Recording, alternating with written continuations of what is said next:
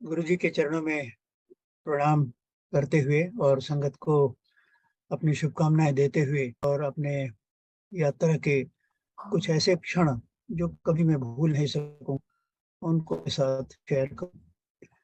गुरु जी से मेरी सबसे पहली मुलाकात 1988 में हुई। उस समय मैं जालंधर में तैनात था इंस्पेक्टर जनरल बीएसएफ के तौर से और पंजाब मेरा कार्य क्षेत्र था। एक दिन ऐसे ही एकाएक एक ब्रिगेडियर साहब का फोन आया जो मुझे जानते थे। उन्होंने कहा कि प्रकाश जी आज हमारे शाम को हमारे घर पे कोई महात्मा आ रहे हैं, आप भी आइए मिलने। अच्छा, मेरे साथ ऐसा था कि मैं जीवन भर एक गुरु की तलाश में था कि कोई गुरु ऐसा मिलना चाहिए जो मेरा मार्गदर्शन कर सके, जो अध्यात्म की ओर मुझे जो कुछ सीखना है वो सिखलाई दे सके और एक जीवन में शांति का अनुभव हो। ऐसे गुरु की हमेशा मुझे तलाश थी। मेरी पहली मुलाकात थी। गुरु जी को भी शायद मुझ में कुछ दिखा होगा, मुझे नहीं मालूम। पर उन्होंने कहा कि हमारे यहाँ आते रहना और वहीं जालंधर में ही उनका आश्रम था। तो अपनी तैनाती के दौरान वहाँ मैं 4 साल तैनात रहा। जब भी हम लोगों को मौका मिलता था, हम और हमारी पत्नी गुरु जी के निवास पे जाते थे, उनके साथ बैठते थे। उन दिनों अभी गुरुजी की फॉलोइंग कम थी और कोई समय नहीं था, समय का बंधन नहीं था। आप किसी भी समय उनके घर जा सकते हैं, उनसे बातें कर सकते हैं, उनका आशीर्वाद ले सकते हैं। पंजाब की कुछ घटनाओं का उल्लेख करना चाहूँगा क्योंकि वो घटनाएँ बड़ी अप्रत्याशित थी घटनाएँ थी और बड़ी खतरनाक घटनाएँ थी।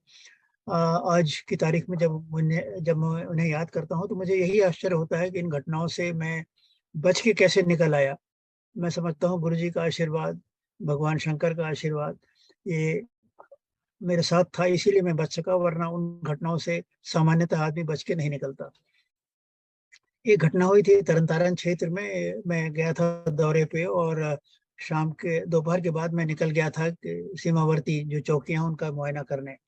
एक चौकी थी 30 जयमल सिंह, उसको शॉर्ट में लोग टीजे सिंह कहते थे। तो टीजे सिंह का मैं मुआयना करके उधर से फिर ये है कि शाम तक मैं लौट आऊँगा। कई और पोस्टें भी बीच में देखी थी, कालिया पोस्ट थी वगैरह-वगैरह। और ये है कि इन सीमावर्ती चौकी पे जाने के लिए फौजी भाई तो समझ जाएँगे, डिच कम बंद एक होता है। सीमावर्ती क्षेत्रों में एक बाँध बना होता है ताकि वो एंटी टैंक डिफेंस के तौर पे उस बाँध को कोई पार करके टैंक आ ना सके। तो इस तरह के जो बाँध होते हैं उसके बीच में थोड़ा-सा गाड़ी निकलने की जगह थी। उसको पार करके मैं एकदम बॉर्डर पे चला गया था। और जिस रास्ते गया था वो बाँध में जहाँ एक रास्ता बना था, ये था कि उसी रास्ते लौटेंगे शाम को। तो शाम को जब मैं लौट रहा था 30 जयमल सिंह से तो मतलब कुल दौरे में कुल ढाई घंटे करीब लगा होगा। इस बीच में आतंकवादियों को मालूम हो गया कि आईजीबीएसएफ इधर सीमावर्ती क्षेत्र में गए हैं और उनको ये था कि आज इस बीएसएफ को निशाना बनाना है। तो उन्होंने डिच कम बंद में वहाँ जहाँ रास्ता था और जिससे मुझे वापस गुज़रना था, वहीं पे उन्होंने बाँध के ऊपर जल्दी से मतलब आधे घंटे के अंदर अपना खोद-खाद के ट्रेंच बना ली और वहाँ पे एक मशीन गन माउंट कर दी कि जैसे ही आईजी इधर आते हैं, उनकी गाड़ी आती है, उनके ऊपर फायर किया जाएगा। अच्छा, मैं लौट रहा था, काफ़ी शाम हो गई थी और झुटपुटे का समय इस तरह की कार्रवाई के लिए आतंकवादियों के लिए अच्छा होता है इसलिए कि सूर्यास्त हो रहा होता है और सूर्यास्त पे आप घटना करके तुरंत भाग सकते हैं और जब तक कोई कुमक आएगी, जब तक कोई रिइंफोर्समेंट्स आएँगे, तब तक ये होगा कि आप कहीं दूर भाग गए हैं और अंधेरे में फिर जो सर्च पार्टी है, वो भी जाने में कतराती है। तो शाम का समय था, मेरे लौटने का बात हो रही थी, तो ऐसा था कि उन दिनों हम लोग जीप में ही सीमावर्ती क्षेत्रों में जाते थे।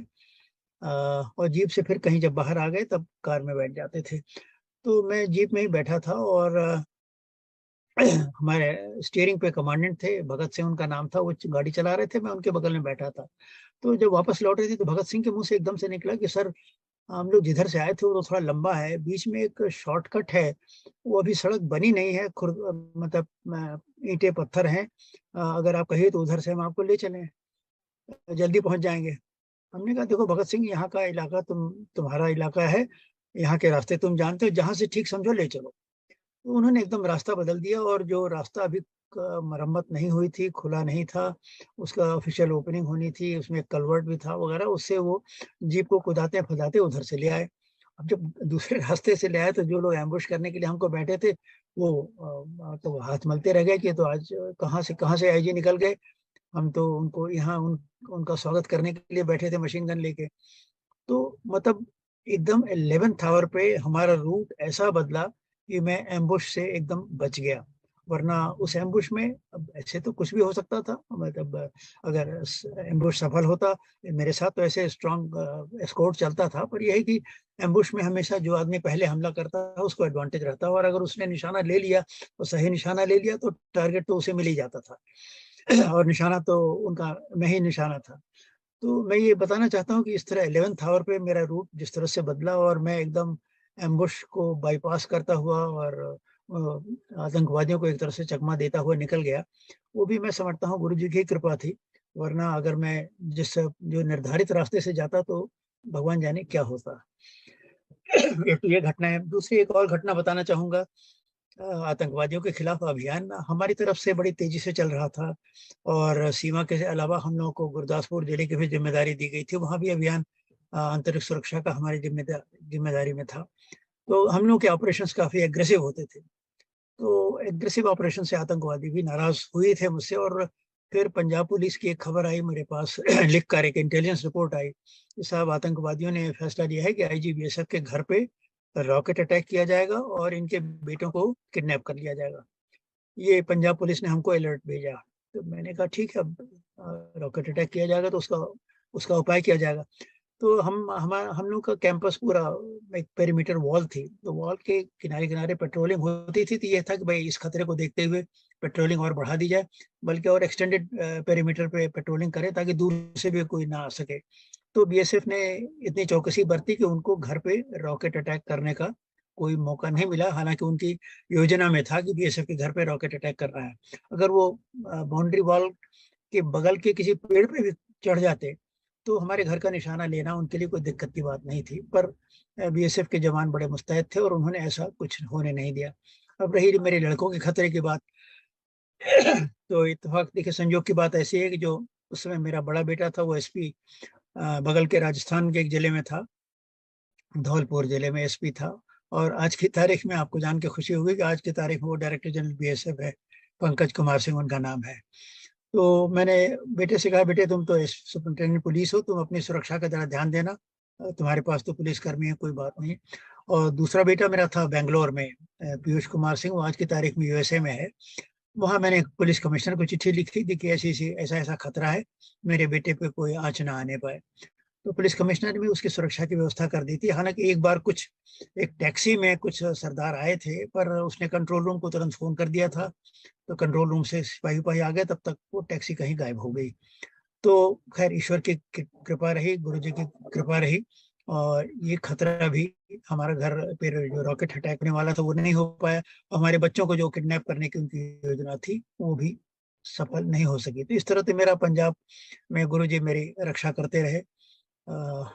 उसके बाद पंजाब से तो मैं चला गया था, असम चला गया था, वहाँ डीजीपी बन के फिर असम से यूपी चला गया था। तो जब मैं असम में रहा, यूपी में रहा, तब गुरुजी से थोड़ा संपर्क कम हो गया था। मैं दूर दराज क्षेत्रों में था और अपने काम में व्यस्त था। बाद में आखिर में मेरी पोस्टिंग जब डायरेक्टर जनरल बीएसएफ की हुई, मैं दिल्ली आया, तो मुझे मालूम नहीं था कि उन दिनों गुरुजी ग्रेटर कैलाश में शिफ्ट कर गए थे। पर गुरुजी को तो मालूम था कि मैं कहाँ जा रहा हूँ, कहाँ आ रहा हूँ, और उनको पता चल गया कि प्रकाश सिंह अब दिल्ली आ गए हैं। तो उन्होंने एक अधिकारी से कहा कि तुम प्रकाश सिंह को बता देना कि गुरुजी यहाँ हैं, और हमने उनको याद किया है। तो जब मुझे पता चला कि गुरुजी यहाँ ग्रेटर कैलाश में हैं, दिल्ली में संगत करते हैं, तो फिर मैं बड़े शौक से हम और हमारी पत्नी गए वहाँ, और फिर संगत में हम लोग बराबर जाने आने लगे। और उसके बीएसएफ का मेरा टेन्योर छोटा ही था, क्योंकि मैं डीजीपी असम हो चुका था, डीजीपी यूपी हो चुका था, डीजीबीएसएफ हो चुका था, और 58 साल में रिटायर होते थे उन दिनों। तो 7 महीने बाद मैं रिटायर हो गया, और रिटायरमेंट के बाद भी फिर हम लोग मतलब एक दैनिक दिनचर्या में आ गया था कि हफ्ते में एक या दो, एक कम से कम एक दिन और 2 दिन हो सके तो जाना जरूर है गुरु जी के यहाँ, और संगत में बैठना है। और संगत में जाके बड़ा आनंद आता था। मतलब संगत में, हालांकि देखिए गुरु जी कोई प्रवचन नहीं देते थे, प्रवचन नहीं देते थे, पर उनकी संगत में बैठ के ही एक अजीब आनंद की अनुभूति का अनुभव होता था। लगता था बड़ी शांति है। और गुरुजी का जो जो ड्रिल थी उन दिनों, ये था कि जब संगत का टाइम हो जाता था तो कहते थे कि भाई तुम जाओ, सबसे सबको बारी बारी से कहते थे तुम जाओ करके। जब भीड़ खाली हो जाती थी तो कभी कभी तो ऐसा होता था कि हम लोग हमको जल्दी देख न लें और हमें जल्दी वापस न भेज दें। हम लोग कहीं खंबे के पीछे हो जाते थे कि तरह गुरु जितनी देर संगत में बैठ सके उतना अच्छा है और उतनी शांति मिलती है।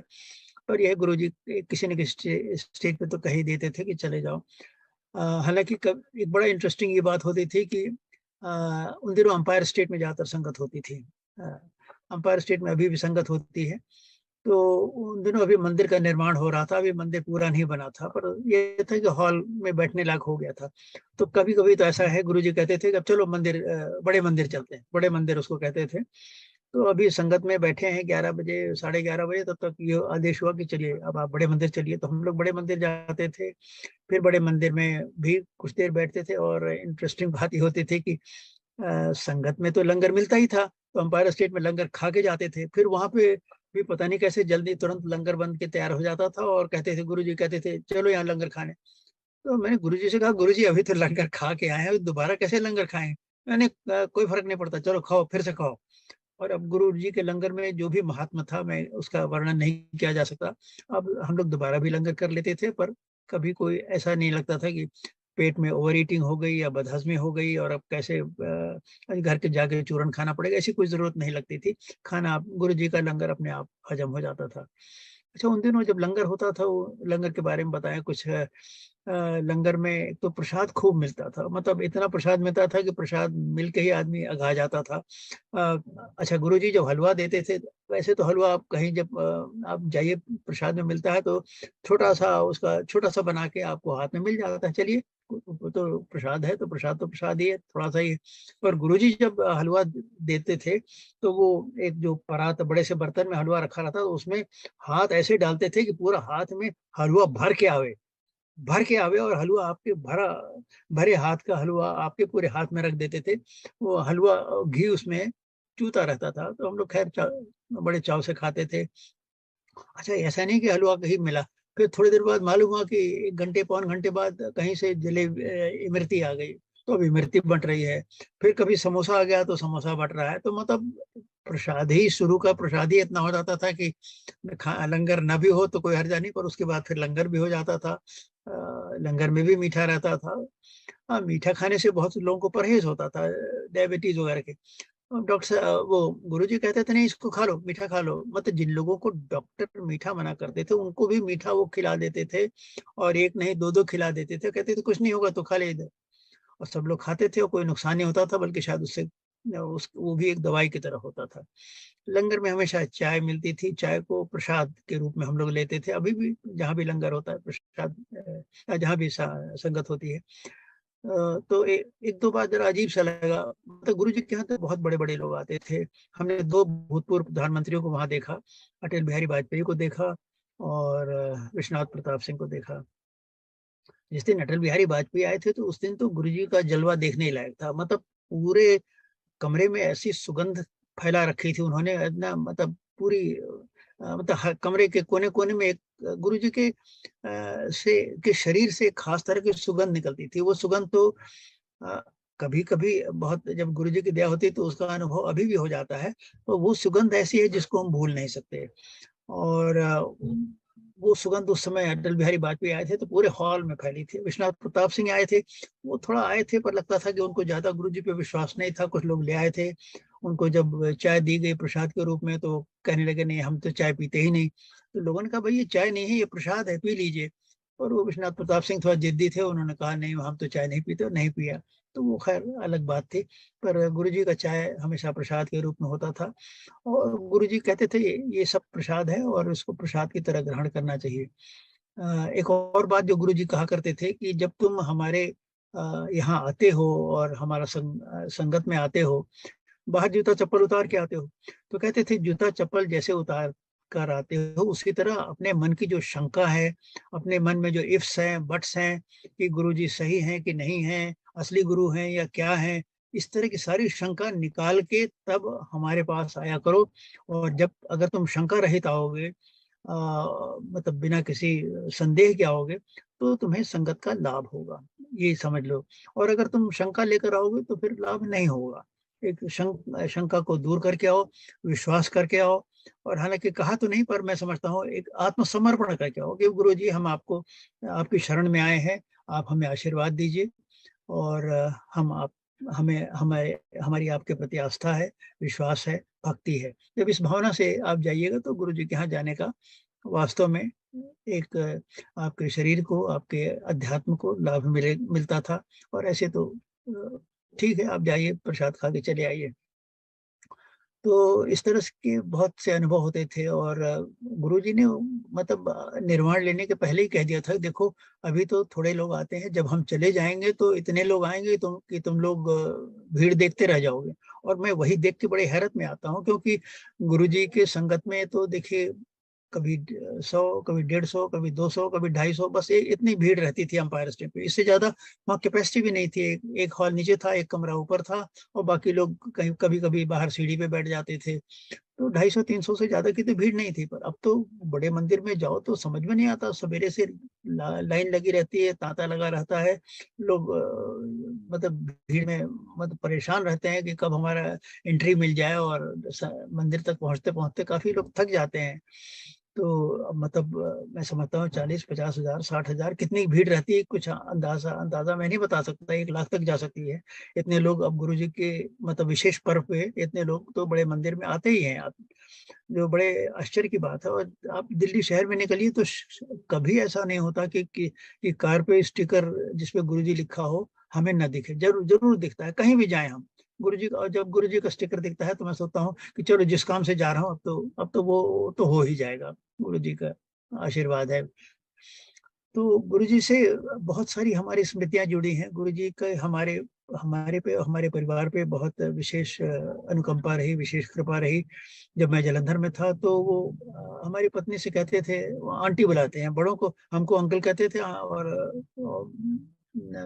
महिलाओं को आंटी कहते थे। तो कहते आंटी हम आएँगे तुम्हारे यहाँ आज खाना खाने आएँगे, हमारे लिए ये बना देना। पूरा मेनू बता देते थे क्या खाएँगे, तो हमारी पत्नी वो सब बना के रखती थी।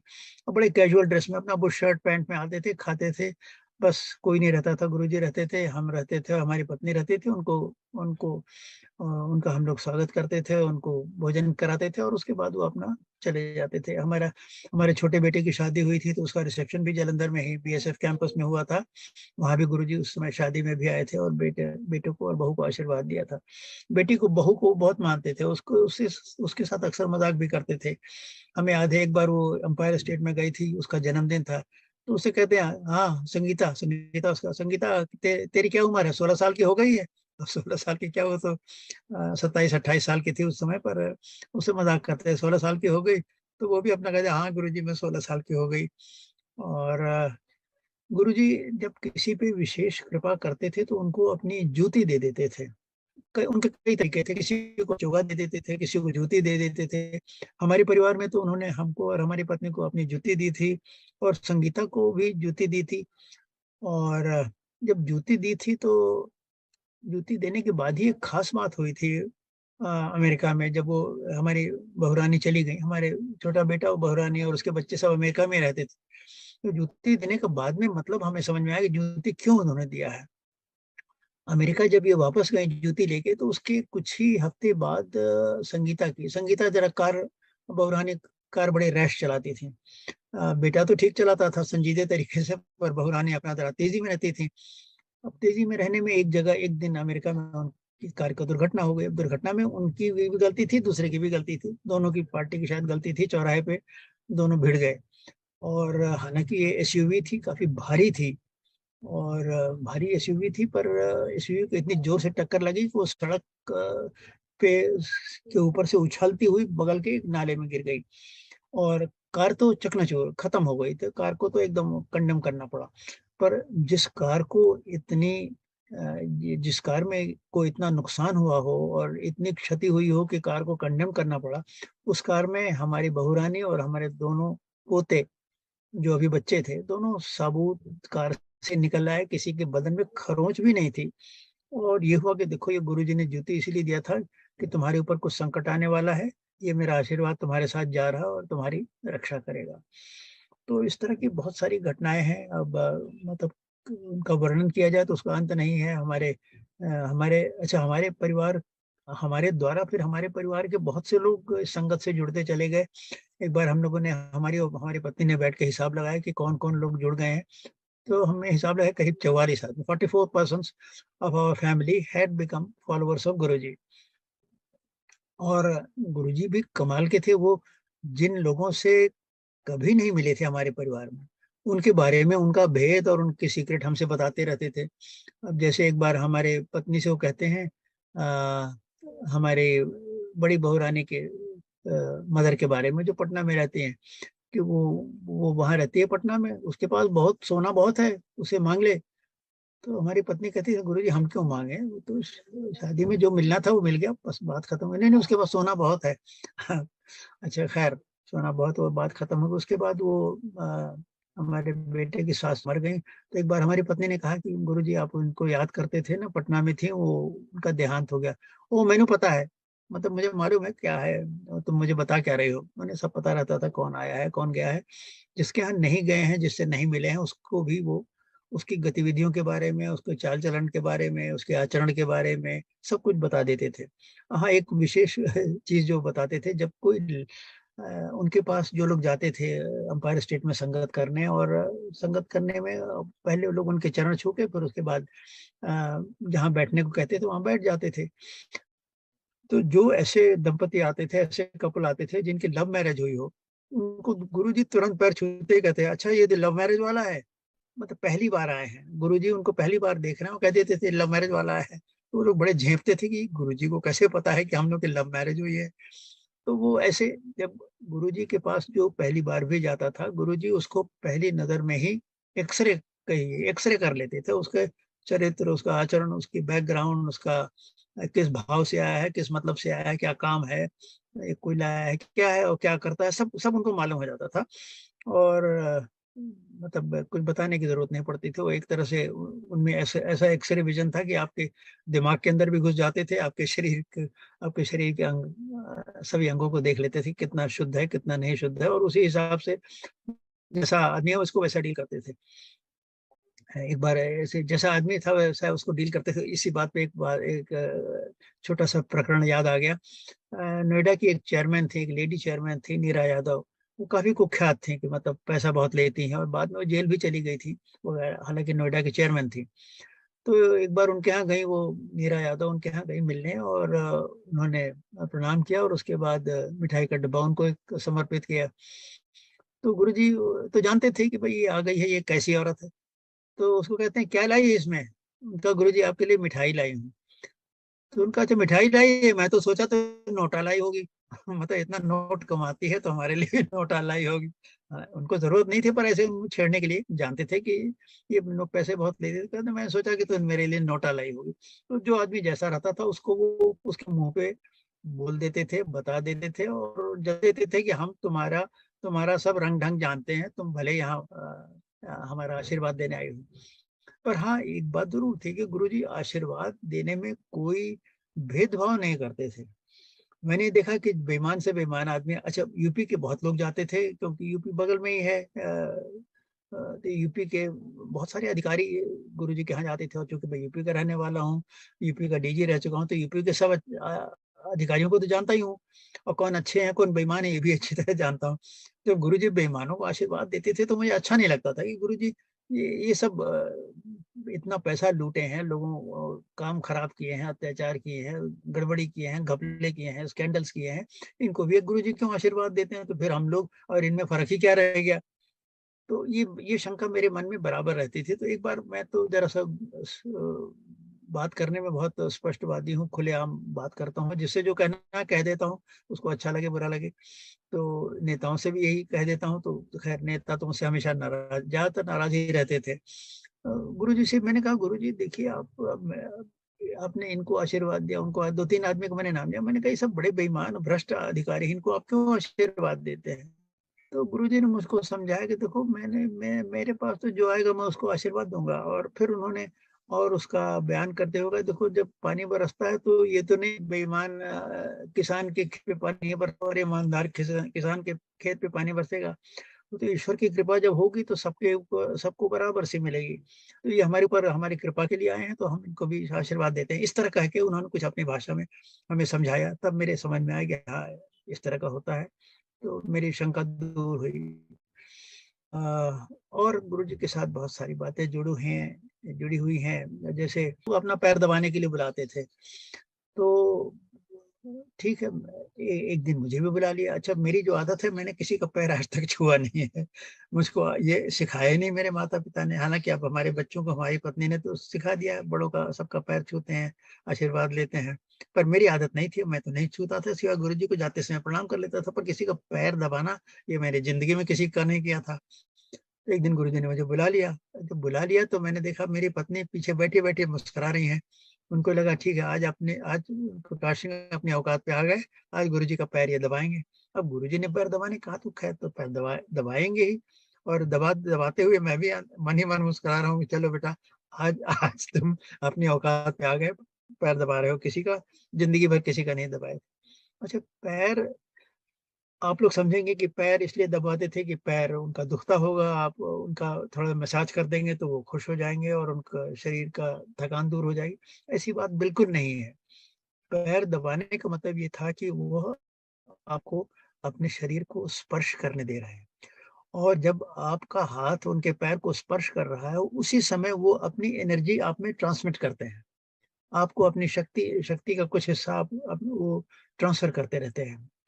तो इसलिए पैर दबाने का मतलब ये है कि Guruji will will give you some spiritual energy through physical contact, ये उनका मतलब था। उनका पैर दबाने से ये मतलब नहीं था उनका पैर दुख रहा है।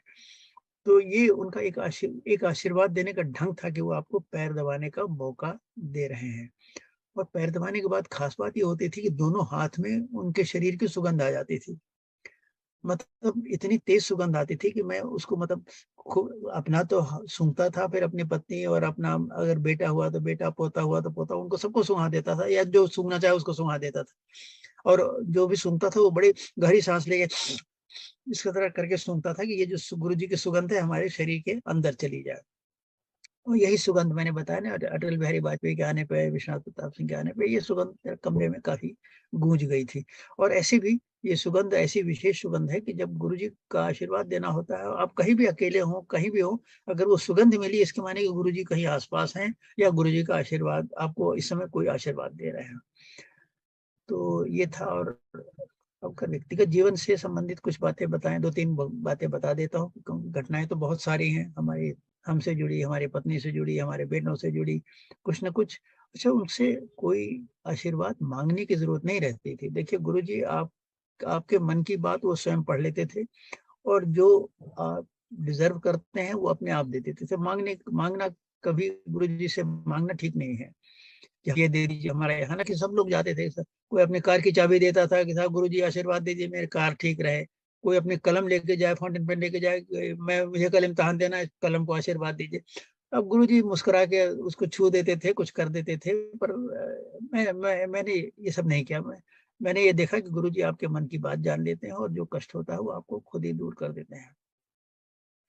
मेरे साथ एक बार ऐसा हुआ, और ये बात करीब मैं समझता हूँ 12-13 साल पुरानी बात है। मैं अब मेरी उम्र तो हो ही रही थी, अब सीनियर सिटीज़न हो गया था, तो घुटने में थोड़ा-सा तकलीफ़ होने लगी। मैं एक ऑर्थोपेडिक के पास गया, उनको अपना घुटना-वुटना दिखाया, तो डॉक्टर ने कहा कि देखिए सिंह साहब, अब आप देखिए प प एक तो पलथी मार के ज़मीन पे बैठना बंद करिए। तो मैं थोड़ा-सा परेशानी मुझे ये हुई कि भाई गुरुजी के यहाँ तो संगत में मैं ज़मीन पे बैठता हूँ, और गुरु के सामने, ईश्वर के मंदिर में, कहीं भी गुरुद्वारे में हमेशा ज़मीन पे बैठना मैं पसंद करता हूँ। तो मैंने कहा ये तो बड़ा ही अजीब बात हो गई, गुरुजी के सामने कुर्सी पे बैठना पड़े, ये तो अच्छा नहीं लगेगा। तो ये मैंने अपनी व्यथा गुरुजी को बताई, ये नहीं कि हमारा घुटना ठीक कर दिया, मैंने व्यथा बताई, गुरुजी देखिए ऐसा-ऐसा हो गया है, तो मुझे कह रहे हैं कुर्सी पे बैठने को, मेरे समझ में नहीं आ रहा मैं क्या करूँ? तो गुरुजी ने कुछ नहीं कहा, बस चुपचाप सुन लिया। और मैंने ये देखा कि मैं उस दिन तो ज़मीन में बैठा था, बाद में भी ज़मीन में बैठता रहा, और कोई तकलीफ़ मुझे नहीं हुई। मैंने कहा जब तकलीफ़ होगी तब देखा जाएगा। तो गुरुजी, मैं ये कहूँगा कि गुरुजी को मेरी तकलीफ़ मालूम हो गई। उन्होंने घुटने में मुझे मुझे जो भी आशीर्वाद दिया, जैसे भी आशीर्वाद दिया मुझे उसका पता नहीं, पर उन्होंने आशीर्वाद दिया, और तब से आज तक हमारा घुटना ठीक है। मैं ज़मीन पे बड़े आराम से बैठता हूँ, बड़े आराम से उठता हूँ, कोई दिक्कत नहीं है। वो गुरुजी ने अपना इलाज कर दिया कि नहीं, नहीं तुम ज़मीन पे बैठ के ही सब संगत करो और पाठ करो। तो ये घुटना मेरा जैसे ठीक हो गया और डॉक्टर मतलब और बहुत बड़े ऑर्थोपेडिक को मैंने दिखाया था, उन्होंने ये सब प्रिकॉशन लेने को कहा था। एक और घटना याद आती है, हम लोग मैंने बताया ना संगत में गुरुजी एम्पायर स्टेट में सबको बारी-बारी से कहते थे अब तुम जाओ, तुम जाओ, तुम जाओ, तुम जाओ करते-करते एक बार ऐसा हुआ था कि हम लोग आखिर में बस मुश्किल से 7-8 गुरुजी के भक्त बैठे थे और बाकी सारी संगत चली गई थी। तो अब हम लोग आपस में जब इतनी कम संख्या थी तो हम लोग हॉल में खड़े होके एक गोलाई बना के कुछ बातें कर रहे थे। तब तक गुरुजी भी वहाँ आ गए। तो हम लोग की बातें सुनने लगे, उस बातों में शरीक हुए और उसके थोड़ी देर बाद मुझसे गुरुजी कहते हैं, "प्रकाश।" तो मैं ज़रा चौंका, चौंका इसलिए कि मेरा नाम कभी नहीं लेते थे। हमेशा अंकल कहते थे, उस दिन उनका प्रकाश। मैंने कहा, "जी गुरुजी।" उनका, "अपना हाथ उठाओ, अपना हाथ दो हमें।" मतलब हाथ अपने अपना अपना हाथ उनके सामने यूँ कर दो। तो उसी समय उन्होंने अपना हाथ ऊपर किया, 2 सेकंड के लिए ऊपर रहा, उसके बाद नीचे लाके मेरे हाथ में एक मतलब बहुत बड़ा ओवरसाइज़्ड लड्डू जो होता है, लड्डू एक रख दिया। वो लड्डू तो मैंने हाथ में ले लिया, उसके गुरुजी ने कहा, "ये तुम ले जाओ घर और इसको तुम लोग खा लेना और अपने परिवार के जो सदस्य हों, खिला देना और अपने बेटे को पंकज को खिला देना।" पंकज उस समय यहीं दिल्ली में पोस्टेड थे। छोटा बेटा तो अमेरिका में था, पीयूष। तो अच्छा उस लड्डू में से बड़ी तेज़ सुगंध निकल रही थी, वही गुरुजी वाली सुगंध निकल रही थी। तो मैंने ख़ैर उस लड्डू को लपेट लिया एक रुमाल में और उसको ल रख लिया कि अब घर जाएँगे।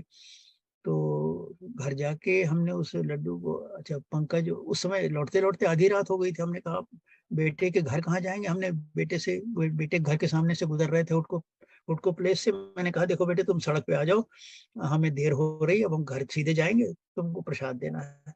तो वो आ गया उसको हमने प्रसाद दे दिया। मैंने कहा बेटे ये तुम खा लेना, अपनी पत्नी को, अपने बच्चों को खिला देना। तो फिर हम लोग इधर नोएडा चले आए जहाँ हम लोग रहते हैं। मेरे बड़े भाई यहाँ ठहरे थे, जो हाई कोर्ट के जज थे, उनको दिया मैंने दिया, हम लोगों ने खाया, हमारी पत्नी ने खाया। अच्छा उस लड्डू से बड़ी तेज़ सुगंध निकल रही थी और वो सुगंध कमरे में फैल रही थी। अच्छा मेरे हाथ में वो इतनी तेज़ सुगंध आ गई कि मैंने तौलिए से जब हाथ पोंछा तो तौलिए में सुगंध आ गई। जब मैं बिस्तरे पे लेटने गया तो तकिए को छुआ तो तकिए में सुगंध आ गई। मतलब हर जगह वो इतनी स्ट्रॉन्ग फ्रेग्रेंस थी कि वो मतलब जा नहीं रही थी, मतलब हाथ में एकदम थी। क्योंकि अच्छा फिर लड्डू को हमारी पत्नी ने बड़े सँभाल के एक जार में रख दिया। अब उस लड्डू का किस्सा सुनिए, असली लड्डू है। लड्डू कि भाई किसी ख़ास काम से हमारी पत्नी ने कहा जब किसी ख़ास काम से आप बाहर जाएँगे, किसी ख़ास अभियान में जाएँगे, मैं बहुत लोगों से मेरे मतलब जनहित में मेरी लड़ाई चलती रहती है, पब्लिक इंटरेस्ट लिटिगेशन चलते रहते थे। रिटायरमेंट के बाद पुलिस रिफ़ॉर्म का एक अलग पिटीशन था। तो जब सुप्रीम कोर्ट क में जा रहे हैं तब या कहीं और भी किसी और विशेष काम से बाहर जा रहे हैं, तो लड्डू का थोड़ा-सा टुकड़ा वो हमें खिला देती थी। और हमारे बच्चे आते थे, उनको खिला देती थी, पोते-पोतियों को खिला देती थी, वगैरह-वगैरह। वो इस तरह लड्डू का सबको वो प्रसाद के रूप में वो देती थी। इतना बड़ा लड्डू था कि खूब दिन चला। अच्छा धीरे-धीरे जब लड्डू कम होने लगा तो फिर हमारी पत्नी ने क्या किया उसकी मात्रा देने की कम करने लगी। फिर वो दाना गिन के देने लगी। बस 2 दाना खाइए देखिए लड्डू खत्म हो जाएगा। आपको विश्वास नहीं होगा वो लड्डू हमारे घर में करीब 5 साल तक रहा और 5 साल तक उस लड्डू के दाने हम लोग खाते रहे। अब उसके बाद तो फिर अब कहाँ तक लड्डू भी कहाँ तक चलेगा, लड्डू खत्म हो गया। तो फिर लड्डू जब खत्म हो गया तो हमारी पत्नी क्या करती थी, वो जार के अंदर उँगली डाल के कि कुछ तो उसका जो कुछ बचा हुआ उसे उसी उसी को ज़रा-सा उँगली में टच करा के ज़बान पे टच करा देती थी, जाइए अब ये आज यही प्रसाद है। तो मतलब ये सोचिए कि कौन-सा लड्डू हिंदुस्तान में या दुनिया में कोई बना सकता है, मीठा लड्डू जो 5 साल तक चलता रहे, जिसमें कोई फंगस ना लगे और जो 5 साल तक स्वाद देता रहे। मैं तो नहीं समझता कि कोई कोई बड़ा से बड़ा हलवाई, बड़ा से बड़ा हल्दीराम हो, कोई हो या ऐसा लड्डू बना सकते हैं। लड्डू थोड़े दिन चलता है, उसके बाद तो खराब होने लगता है। बहुत हुआ हफ्ते भर चल जाएगा और इससे ज़्यादा तो कोई नहीं लड्डू नहीं चलेगा। और हम लोग 5 साल तक उस लड्डू का स्वाद लेते रहे, गुरुजी का आशीर्वाद लेते रहे और वो हमारे पास 5 साल तक रहा। मैंने एक दोस्त से इसका ज़िक्र किया, जो दोस्त बड़ा पूजा-पाठ करने वाला था कि भई देखो ऐसा हम लड्डू हमें गुरुजी ने दिया था। तो दोस्त का ये कहना था, देखिए ये चीज़ ऐसी है जिसका प्रमाण तो कोई है नहीं, कोई सबूत दिया नहीं जा सका। उसने कहा देखिए सर ऐसा है, ये लड्डू आपको कहीं ऐसी जगह से आया है जहाँ देवताओं का यज्ञ हो रहा था और वहाँ जो प्रसाद बना था वो लड्डू आपको मिला है, इसलिए ये लड्डू खराब नहीं हो रहा है और ये लड्डू आप 5 साल तक इसको आप खाते रहें। अब ये देवताओं का यज्ञ वगैरह तो ऐसी बात है जो विश्वास की बात है, विश्वास करिए तो ठीक है, नहीं विश्वास करिए तो गलत है। ये अपने ऊपर है। पर ये उसका एक्सप्लेनेशन था जो मैं आपको आपसे शेयर कर रहा हूँ। आप इसको सही माने गलत माने, ये आपकी आपकी इच्छा पे निर्भर करता है। तो ये गुरु जी का एक विशेष प्रसाद था जो उन्होंने हमें दिया था और जो जिसको हम कभी भूल नहीं सकते कि कोई प्रसाद 5 साल तक वही प्रसाद हम खाते रहे। एक और बहुत बड़ी घटना हुई मेरे जीवन में जो मेरा स्वास्थ्य, ऐसे देखिए ईश्वर की दया से मेरा स्वास्थ्य ठीक है अब, पर और ईश्वर की दया से स्वस्थ हूँ और अमेरिका कई बार जा चुका हूँ। मेरे ख्याल में 12-14 बार हो आया हूँ, क्योंकि कई ज़्यादातर तो विजिट मेरी ऐसी रही है कि कुछ विजिट तो ऐसी हुई कि मेरा बेटा बुलाता था तो मैं चलाता था, पर ज़्यादा विजिट्स ऐसे हुई कि लखनऊ की कोई यूनिवर्सिटी, कोई थिंक टैंक मुझे लेक्चर देने के लिए बुलाते थे।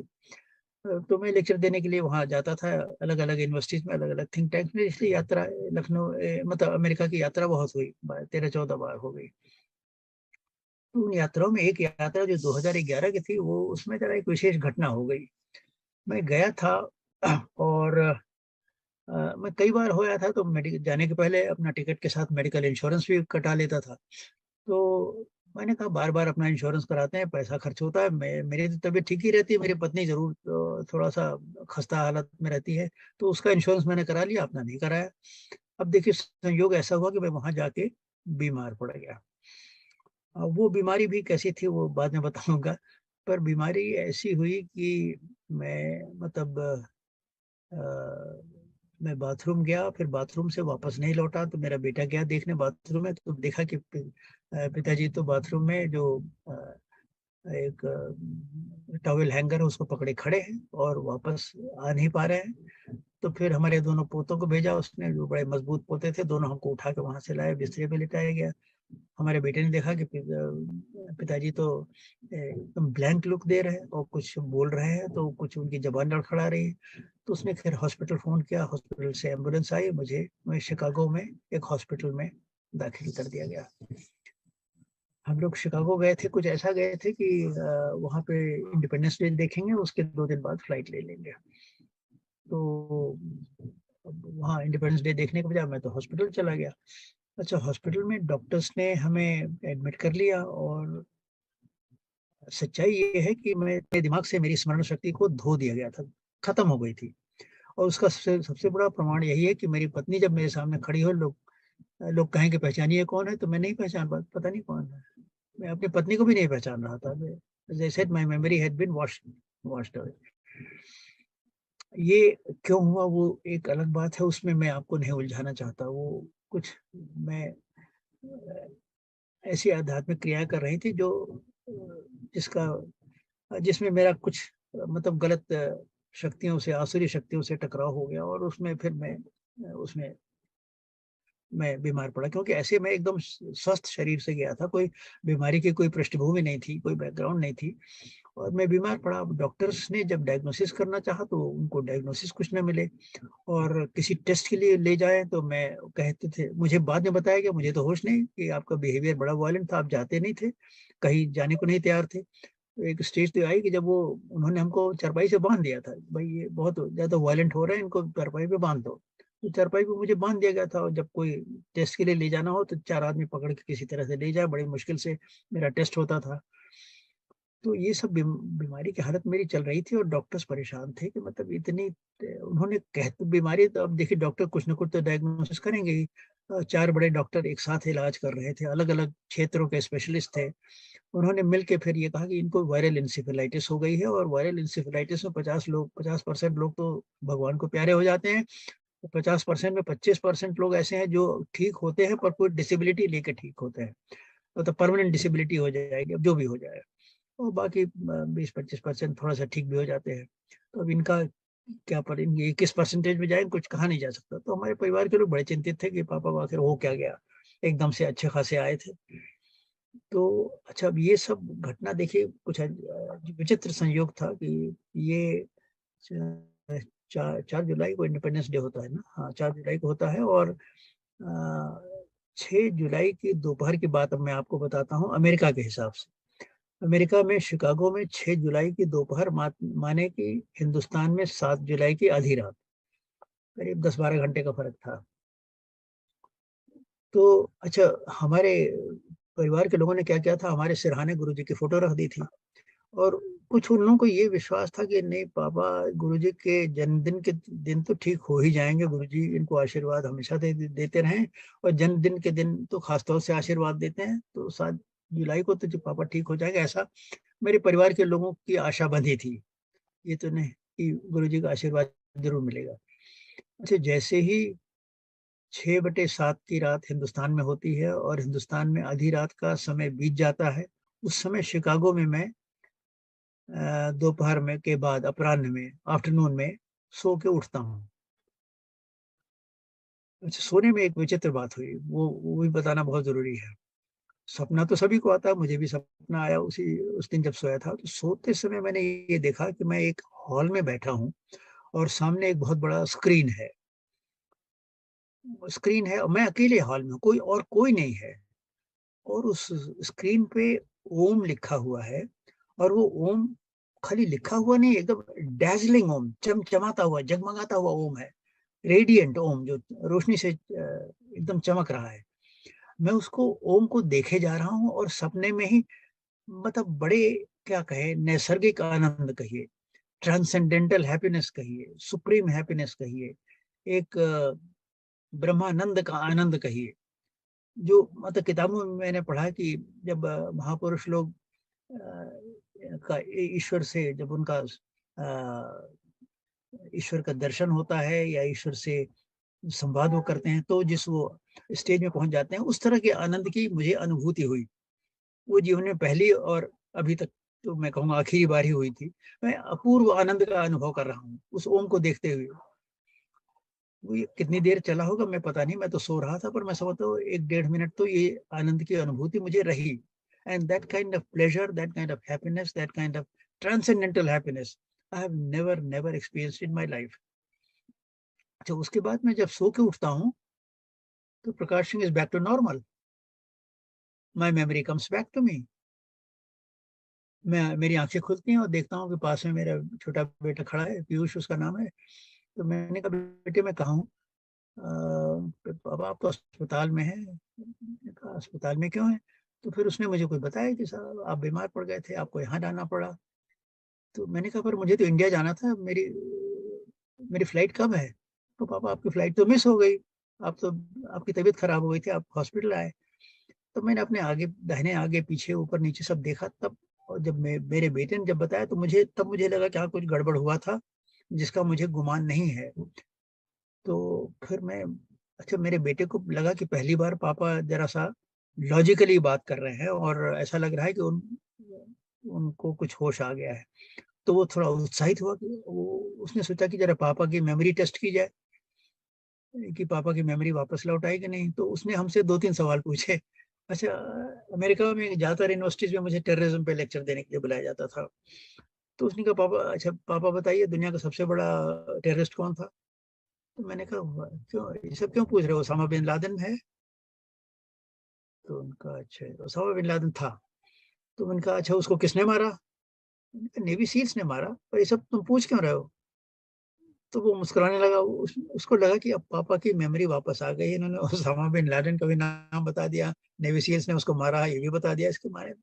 फिर उन्होंने और लोगों को बुलाया कि देखिए पापा अब कायदे से बातचीत कर रहे आए। तो फिर और लोग आए, बातचीत किए और फिर मैंने कहा, भई मुझे ले चलो यहाँ से, मैं यहाँ नहीं रहूँगा। क्योंकि I was feeling absolutely normal, cured of all my elements. वो जो ओम का दर्शन हुआ, वो हम मतलब ओम शब्द के बारे में अगर भगवत गीता आप में से बहुतों ने पढ़ी होगी, ज़्यादातर लोगों ने पढ़ी होगी। भगवान कृष्ण एक जगह कहते हैं कि मैं क्या हूँ? जैसे वो कहते हैं मैं वृक्षों में पीपल हूँ, उसी तरह वो कहते हैं हर अलग-अलग उन्होंने 10-12 उदाहरण दिए कि कहाँ पे मैं क्या हूँ? नदियों में मैं गंगा हूँ, वृक्षों में मैं पीपल हूँ। इसी तरह वो कहते हैं अक्षरों में मैं ओंकार हूँ। ये गीता में लिखा है। तो अब वो भगवान कृष्ण का कहिए या ईश्वर का कहिए, शंकर भगवान का कहिए, गुरु जी का कहिए, जिसका भी कहिए, वो एक तरह से ईश्वरीय दर्शन था जो मुझे हो रहा था और उस ईश्वरीय दर्शन के ही प्रसाद से और उसके प्रभाव से, उसके आशीर्वाद से मैं एकदम नॉर्मल स्थिति में आ गया, जैसा हॉस्पिटल में बीमार की स्थिति में जाने के पहले था। तो फिर उसके बाद ये था कि अभी तो शाम का समय है, अब तो डॉक्टर्स लोग तो कल सवेरे आएँगे, आप पहले आपको देख लें, डॉक्टर्स कहेंगे तब आपकी छुट्टी होगी।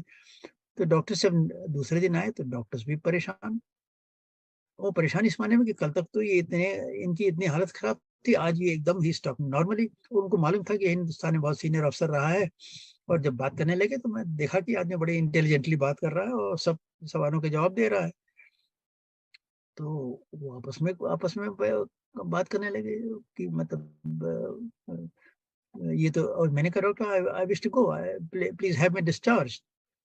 तो आपस में वो मतलब एक मुझे कुछ ऐसा याद पड़ता है कि एक डॉक्टर ने कहा कि mister Singh, your disease was a mystery and your cure is a miracle. It was a miracle and that miracle happened with me. और फिर उन्होंने कहा ठीक है, अब वो भी संतुष्ट हो गए कि ये तो ठीक हो गए हैं। हमारे बेटे ने कहा ये गुरुजी का प्रताप है, गुरुजी की फ़ोटो को, और अब उन लोगों को तो गुरुजी पे क्या विश्वास है, गुरुजी को जानते नहीं, तो उन्होंने बस सुन लिया और एक कान से सुन के दूसरे से शायद निकाल दिया होगा। तो बहरहाल मैंने कहा नहीं, मुझे I want to be discharge. फिर उन्होंने कहा ठीक है, आप कल चले जाइए। 1 दिन और उन्होंने रखा और फिर बताया कि यहाँ से जाने के बाद क्या इंजेक्शन वगैरह लेना है और लेके फिर आप you can go to India after 15 days. तो फिर मैं 15 दिन और रहा अपने बेटे के साथ, वो सिनसिनाटी में रहता था, वहाँ आ गया और वहाँ से वापस आ गया। तो ये एक ऐसा मौका था जब मैं यूँ कहिए कि मौत के दरवाज़े पहुँच गया था, या अगर मौत के दरवाज़े भी नहीं गया था तो आई वाज़ क्या कहा जाए, I was as good as brain dead हो गया था मेरा तो। जब किसी को, अपनी पत्नी तक को नहीं पहचानना हो तो फिर किसको पहचानूँगा। तो इस तरह से मेरे जीवन में मैं समझता कि गुरुजी का आशीर्वाद था, वो उनको पता था कि मेरा शिष्य वहाँ बड़े कष्ट में है, और उनको ये भी पता चल गया होगा कि ये कष्ट में इसलिए पड़ा है कि ये कुछ ऐसा काम मेरे नाम पे, मेरे बिहाफ़ पे कर रहा था जो इसके औकात के बाहर था, तो इसे नहीं करना चाहिए था। गुरुजी को हमें याद है, गुरुजी जब कोई इस तरह का स्पिरिचुअल एक्सरसाइज़ करते थे, जैसे लड्डू वगैरह लाना, उसके बाद वो अपने मतलब गुरुजी में इतनी ताकत थी कि कोई अगर विपरीत शक्ति उन पे आक्रमण करती है, तो वो उससे अपना बचाव कर लेते थे। अब मैं तो, मुझको इतना तो आता नहीं था, वो अभिमन्यु की तरह मैं चक्रव्यूह में तो घुस गया, अब निकल नहीं पा रहा था, तो वहीं में धराशायी होते-होते बचा।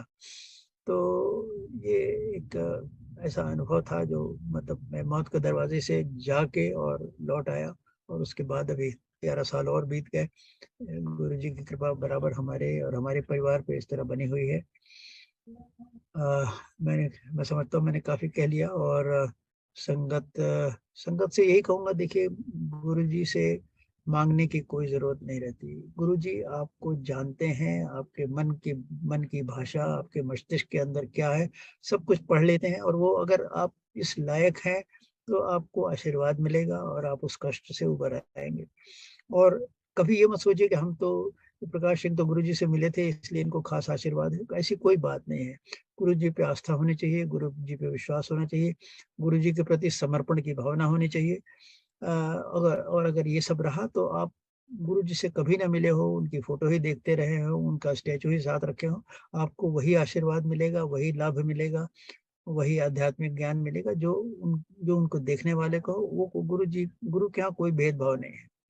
आप मिले हैं तो आपका सौभाग्य है, नहीं मिले हैं तो भी आपका भाग्य है कि आप उनके पास पहुँच गए हैं और उनके आशीर्वाद के आकांक्षी हैं।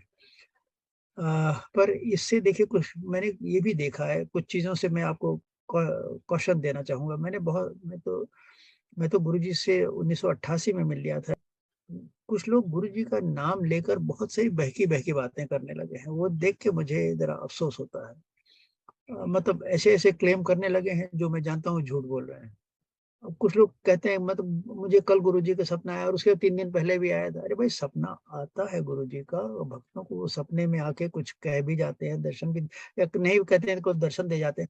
पर कोई लोग जब ये कहें कि साहब उनको हर हफ्ते दर्शन आ रहा है, तो मतलब समझ जाइए कि झूठ बोल रहा है और ये अपना इंप्रेशन डालने की कोशिश कर रहा है। लोग, कुछ मैंने देखा बहुत लोगों में, ये एक साइकोलॉजी होती है, वो ये दिखाना चाहते हैं कि हम तो गुरुजी के बहुत विशेष भक्त हैं और हमारे ऊपर गुरुजी की विशेष कृपा है।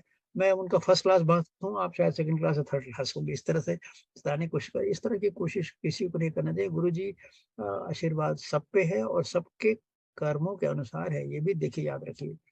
आपने अगर ये सोच लिया कुछ लोग ये सोचते हैं कि भई अब गुरुजी का आशीर्वाद है, चलो मेहनत करने की ज़रूरत है, क्या कहा गुरुजी सब कर ये बिल्कुल गलत है।